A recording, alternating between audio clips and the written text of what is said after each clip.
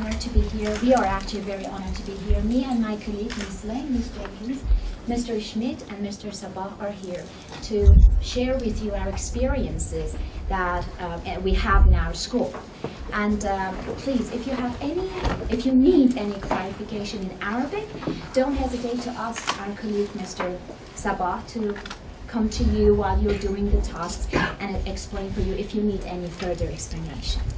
So, as you see, we're going to talk about how do we involve problem solving and thinking skills and inquiry-based learning in science.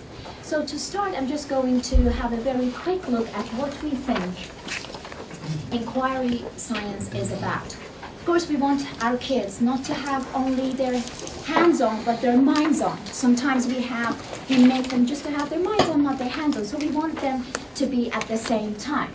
So we are going to have a look at how do we define scientific inquiry. I'm sure everybody's familiar with such a type of diagram. So as we all know, all the scientific inquiries start with a question. They might have different sources. But that question, usually to answer that question, we are going to find a way. In science, we always go through doing experiments. So we are always trying to go through an investigation or experimentation that enable us to answer that question. And thereafter that, during the experiment, we are going to collect some data. We process the data, we analyze the data, and we wish that we can answer the question that we have started our investigation with. Sometimes, if we are lucky, that question will lead to a next question, and next, and further, and further. So that is what I call a very successful class. When we start with something, and then the students will drag us towards something else. That I'm sure everybody had that experience, and you know how sweet that experience can be. So, we are going to talk about, as you know, this workshop aims for higher primary and lower secondary. So we were thinking of the different stages of inquiry. I believe that there are three major stages in inquiry. There could be structured inquiry, guided inquiry, or student-initiated inquiry. We're going to talk about this very briefly, and as you all have also the notes on those pink cards on your desks. So what I'm going through there, you can find it also on your desk on those pink cards. In the structured inquiry, as the name is on it, the teacher has designed everything prior to the investigation. So the question comes from the teacher. The procedure of the investigation also comes from the teacher. The data that needs to be collected also has designed by the teacher. How to analyze the data, how to process the data, how to get into the next level of conclusion, and perhaps evaluation, all are coming from the teacher. So I have to say that students usually at that stage don't have that much of a control on the pathway from the question through the conclusion. They are going with the flow, and they are going with the guidance of the teacher. The next stage is guided inquiry. Usually, if our students reach to this stage, is when the question, again, comes from the teacher, but the students are free to choose the procedure that they want to go through. They can choose what type of data they would like to collect. So we might end up having different sets of data and different conclusions that they can come up together. They might approve each other, they might be against each other, but it will open a very, very good door to discussion, to a further discussion in your classrooms. And in the very last stage, it is called student-initiated inquiry. That is the highest level, and I think that maybe we think that it's a very, very high level that our students at lower secondary might not be able to reach to, but we'll see. We'll see. It might be possible later on. We will see. So there, the question comes from the students. Sometimes you might go with a very big topic that gives this opportunity to the student to come up with different questions that they can, each of the groups of students can attack different aspect of your big, very big topic. And sometimes it happens in some schools at, of course, very high level, that the students come up with their own question and they would like to give the answer to that question. So you see, we start from where they don't have no control on where they are at in this cycle to constructing the cycle themselves and get into the end of the cycle themselves. We are there just to be a facilitator, and we try at this stage not to interfere as much as we can. So, this is the pathway that I actually shared with you. So at the very beginning, science was just a textbook library, lab reports and worksheets. We just do the demonstration for the students, or maybe students just replicate what we have done for them, or what has been done before for them. But in the next stage, as you see, students do investigations that they can also discover the answer themselves.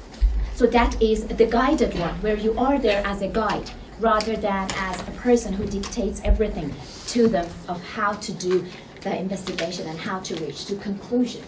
And at the very last stage, students conduct open-ended investigation to answer their own question that came out of your very big topic. And the next thing is problem solving. So here we are going to talk about different aspects. So one of them was, as I said, inquiry-based learning and then problem solving.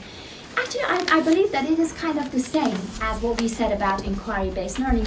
The only difference here is that you usually start the path by suggesting a problem or a scenario. But when you suggest a problem or scenario in your classroom, the first thing for students is that they have to understand that scenario pretty well, and they come up with their questions. So the question comes after they attack the problem or attack your scenario. But the rest of the stages, the rest of the steps is exactly the same as inquiry-based learning. What are the advantages of applying these into our learning? It promotes teamwork, creative thinking, and the most of all, I believe that it motivates the students. I don't think anybody likes something to be dictated to, but we would like to discover it ourselves, make mistakes, but let us discover ourselves. So we had this experience a lot in our classroom, especially at lower grades, that we let them do something. We let them just experience. Of course, we consider the safety. But we let them do experience, and then they come and say, "Oh, miss, it didn't work." Okay, why it didn't work? Come on, try and try and try. So we had this experience, and I assure you that this works. And they come up with, brilliant ideas that I have never ever even thought of before. But I'm sure that we all were familiar with what I've gone through. We are all very experienced teachers, so I know that everybody knows what I was talking about. But at the same time, I think we all have some concerns when we want to apply these in our classrooms. Yes? Do we have some concerns? Yeah, if you have some concerns, would you please find a white paper, what piece of paper on your desk? Do you find this one? Would you please, each of you, whoever wants to, write a concern on this? We are going to do some snowball activity.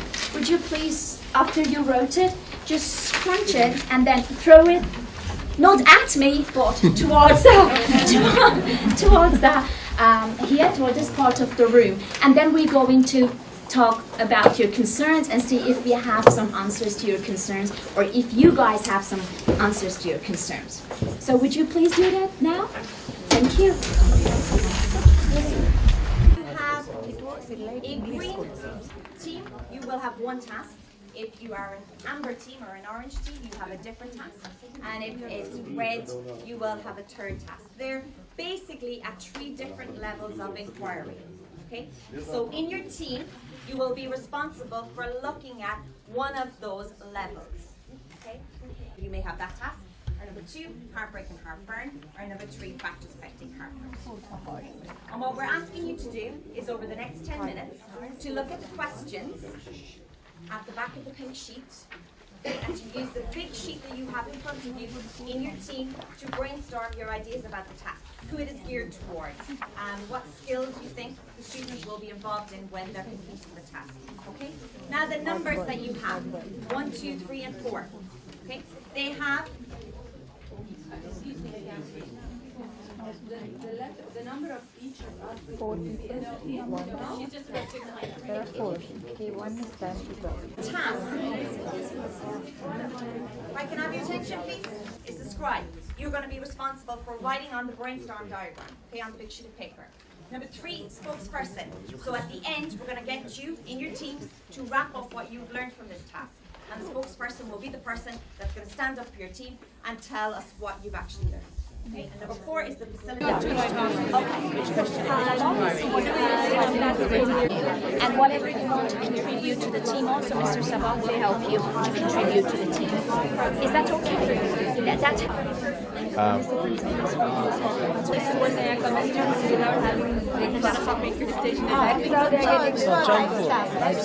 So you have John. Knowledge about acidic. and the effects. This and that. They traveled at the speed of Unhealthy. First of all, Okay. Well, our aim was to find out who committed the crime. So the assessment task was to be able to use peer assessment. Which one was that one? Can you ask me another question, perhaps? Could you maybe summarise what the assessment task is? Yeah, so we had to work out who committed the crime, basically. So we had to use the resources we had to find out using time, using measurements, using our map skills and logical thinking to find out who had committed the crime. Okay, so this is a physics-based Yeah. assessment, a unit, a junior unit on physics. Great, thank you. Could we have the spokesperson for Red C? There should be a Red C. And if there is, somebody's just nervous. You're hiding. Who are you? Okay, Red B, brilliant. Could you just tell us at what level of inquiry you think that task is geared towards and why you think that's the case? But actually, the level is it links the first and the second, which is the structured and the guided. Because first we have all the instructions. The teacher actually gave all the instruction about the crime and made a table ready for them just to add. So actually, it is the start of the structured one. And then if no more instructions, or if they are left just guiding them, it can be guided. Brilliant, brilliant. Thank you. So the first task was the first level of inquiry, where we have the teacher given the method, given the research question, and students are then collecting data, but are given instruction of how to actually manipulate that data. Brilliant, thank you. I'm now going to ask my Orange K person if you could summarize the assessment task for the Orange team. Okay. For the Orange team, we have decided to give a guided inquiry based upon the heartburn. Like this here, students are given the question, like based upon the lifestyle, what they might be doing in the early morning when they are rushing towards school, whether they are having their breakfast or no. While rushing to school, what are the major things generally they eat? Like they go for the snacks, for the junk food. A variety of food stuff is given to them, and they have to inquire upon the food stuff also. Like it's open-ended to them. You have to inquire what nutrition value does it give it to them. Is it acidic? Okay, they have to inquire on different things, different people. It will be a teamwork, so different person is going to inquire the different aspects of that. Okay, one will inquire about the nutritional value. Other person will do the chemistry thing, like the acidity level of the food stuff, which they generally have. Okay, and finally they will reach to conclusion what food stuff they will going to have to avoid heartburn. Okay. Thank you, thank you. Is there anyone else from B that quickly would like to add anything, or sorry, Orange? Are we happy to move on? Okay. That was correct. It was a guided inquiry where we had the teacher give a general overarching research question. Students were asked which antacid would relieve heartburn the quickest. And we had students, we had differentiated experiments where some students just looked at, well, could baking soda be used as an antacid, all the way to students looking at the different states of antacid, so solid versus liquid, etc., and so on. We then have the green group. Could we have a spokesperson from green, maybe perhaps a volunteer? Anyone from green summarize what the task was? Behind you, Greg. Green, perfect, thank you. What was the task about, sir? This is the task about pacing. Okay. So we have to connect between the pacing and our life by asking the students, we ask the students only one question, why do we pace first? So the students who are going to give us information about pacing, and we collect this information from the students and we give them another information by showing them some videos and some different books, some different resources to include the information, and the level of the research which we expect from the students to collect the data, to make the diagrams, to compare between the data, and to make conclusions about that, and the social skills which we report for the students is to react with themselves, is to speak to themselves, to reach to tops of thinking, and to make creative thinking about the topic. And the other skills which we can encourage or give chance for the students to develop is to make, how can we place the heart as example and the lungs as example, and if we have some diseases, how can we treat that? If there are fats example in the artery, how can we remove these fats? Students. I'd like to now pass on to Michelle. Thank you very much for your cooperation on these. And as you see, we had 3 different levels of inquiry and 3 different activities. And guys, to be frank with you, these are the activities we give to our students. And our students at different grades, like grade 7, you can call it upper primary, but in our school they call it high school, secondary, okay? But in some schools it's just a primary school yet still. So our students in primary school, they do the red one, and the orange one for grade 8 and the green one for grade 9. But amongst the concerns, something that I saw, and out of the discussion I had with different groups, you might think that, okay, so we always do this? So I should not never lecture? Actually, that is totally false. Our students cannot do inquiry-based activities if they don't have background information. So this is usually the challenge we have when is coming to our schools, right guys? We always say, okay, as science teachers, let's do experiments, right? And we don't want them to see us lecture, right? Yeah, don't do this. But anyway, I'm saying that we do need to lecture to make our kids ready for such an activity. If my students at grade 7 don't know how to measure the speed, V equals whatever, then I'm a chemistry teacher. So then they can't really go through the task, right? So I wanted to clarify, because usually this is a very big major concern for us when we want to do such an activity. But we are going to look very quickly, guys, I'm sorry if we run out of time, but we're going to look very quickly on your snowballs. How often do you do this experiment? I have to say, very often. No, and actually we can't teach. I can't teach if I don't do activities. So, you know, because I can't teach, I just let students to figure that out. No, I'm joking. But I usually do this quite often, even in my very high level, because I'm teaching grade 12 and 13 in my school, but 10, 11, 12, 13. But we always do it that way. Believe you me, it's much easier for you as teacher.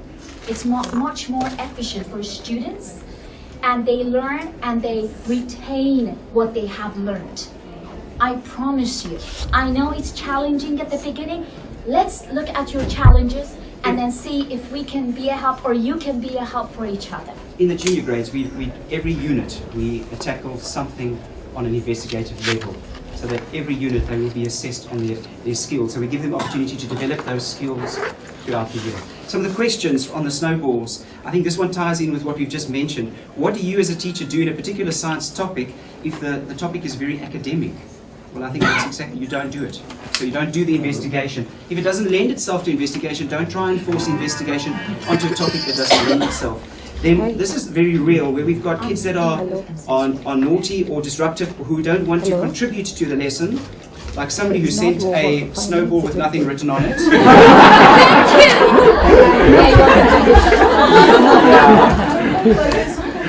I think this whole pile really just emphasizes that there's a lot of teachers here concerned about the fact that they have to finish the syllabus. And how can they finish the syllabus if they spend unnecessary time doing scientific investigations?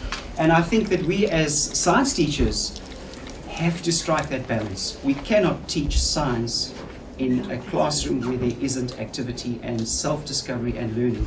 And we somehow have to dovetail the needs of the curriculum with the teaching that is happening in the class. And that does not just happen, that takes collaborative working with your teammates, with your staff members, as we do. And it takes looking at the priorities that you've got to achieve and making sure that you can fit those in. Any feedback that you'd like to possibly give on that one? Can I ask a question, please? Yes. Sorry, can I just say one thing of the concerns also I have collected on these slides, and you guys will know that you can find these slides on the website. I think that you need to set some rules in your classes. If those rules are not there and the students are not stuck to those, you can't do these activities. Honestly, I mean, all the effort will be wasted if you don't set some ground rules in your classrooms. Yes, of course there will always be some kids that are just, you know, the naughty kids, they're goofing around here and there. But sometimes these activities also will be a mean for making them sit and do the work because they like it. This is something different. I should not sit in one place. I can move around, huh? I can just talk to my friend and nobody will tell me, shush, don't talk, just listen to me. You know what I'm saying? This might be a tool even for controlling your class or your not very well behaved students. Yeah. Yes, also please. the roles of responsibility that we've just given you Yes. today. Yes, true. It's a great way of getting every kid responsible for a Yeah. particular thing in an investigation. You can manipulate those roles. You could have a resource manager, so someone who actually goes and gets the materials, they're responsible for them. So Ms. Lane and I, often assign students, today you're the scriber, today you're this. So each student has ownership of a particular part of the investigation. Please.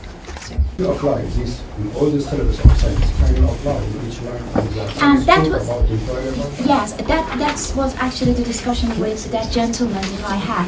As I said, I'm teaching IB, and I'm teaching IB for grade 12 and 13. And I don't know how many IB teachers we have here, but that is one of the requirements of IB, to do inquiry-based learning. And and IB material is, you know, Rich. it's very, very rich, and you can't, I mean, you learn with your students, along with your students, how to do this, but they have to discover for physics, which might look even more complex, but our students do that, and our teachers are there as well to help them and guide them. When we went through the stages of inquiry, what we try to share with you is that our students need training. So we can't jump all of a sudden from, you know, just sitting and reading to the very high level of inquiry. So when we start this with our students in primary school, at grade 5 or 6, even before that, our colleagues help them to come through all the way, then they come into our hands in grade 7, and then by the time they reach to grade 12, they are experts at that. I think the next big number of questions related to the diversity of children that we have in the class and our SEN students, special educational needs and language problems. I'm going to ask Ms. Lane to give some input there. If the task is a little bit more stretching, you might want to put those weaker students in a group together, and their support material is totally different. You're going to give them a far more structured task to do, as opposed to the top end group, which you're going to allow to run. But you can only do that if you really know your students and you know their needs. And of course, before the lesson, you are planning that so that you don't just walk into the classroom, but that when you come into that lesson, everything is already in place. Each group was given an iPad, and at the end of each session, they had to show me a video of what they actually did in that session. So I had immediate results of where each group was at in terms of their investigation, at what stage they were at, were they just designing their method, and it was right away physical evidence for me, and it engaged the students as well because it was ICT and they thought it was pretty cool. You can have students do reflections. I often do, we do, a red, amber, green stoplight system. So I'll say, can you take out whatever color, however confident you feel about your progress today. So if they take out a green pencil and they draw a dot beside the lesson objective, green says, okay, they get it, they're on board. If they're red, I can then say, can hand in your copybooks. I flick through, I see red, I can pull aside those kids and say, okay, well, what aren't you sure of? How can I help you? So quick, easy ways, red, amber, green stoplight system. iPad is great. Happy to be here with you. We are all very happy. Yes, I don't know. They said that the time's up, but we are here. Yes, of course, please.